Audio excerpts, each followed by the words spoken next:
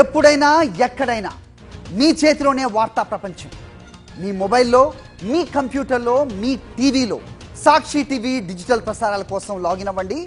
www.youtube.com/sakshi-tv. Subscribe Sakshi TV YouTube channel.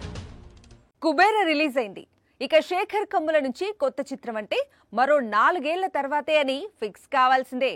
రాజ్మౌళైనా route మార్చి pan world మూవీని 3 ఏళ్లలో తీసినా శేఖర్ మాత్రం మినిమం 4 ఏళ్లు తీసుకోవాల్సిందే.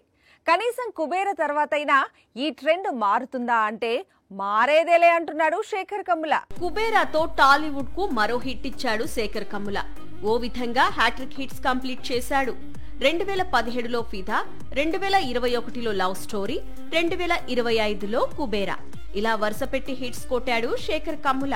ప్రతి దర్శకుడికి ఒక సెంటిమెంట్ ఉంటుంది. అలాగే శేఖర్ కమ్ములకి కూడా ఇప్పుడు మినిమం 3-4 ఏళ్ల గ్యాప్ అనేది సెంటిమెంట్ గా మారింది. కుబేరా తర్వాత అంతా నూతన నటీనటులతో హ్యాపీ డేస్ లాంటి కూల్ ఫిల్మ్ ప్లాన్ చేశాడు శేఖర్ కమ్ముల. కానీ ఇప్పుడు ఈ ప్లాన్ మారినట్టు సమాచారం. కుబేరా ప్రమోషన్స్ లో నానితో మూవీ ఉంటుందని క్లారిటీ ఇచ్చాడు శేఖర్ కమ్ముల.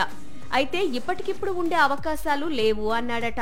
కానీ ఇటీవల నేచురల్ స్టార్ తో కలిసి మాట్లాడితే ఇమీడియట్ గా ప్రాజెక్టు స్టార్ట్ చేద్దాం, అర్జెంటుగా స్టోరీ ఫైనల్ చేసేద్దాం అన్నాడట. మరి వీరి కాంబినేషన్ లో సినిమా అంటే ఎలా ఉంటుందో అనే ఆసక్తి కంటే కూడా ఎప్పుడు ఉంటుంది అనే క్యూరియాసిటీనే ఎక్కువగా కలిగిస్తోంది.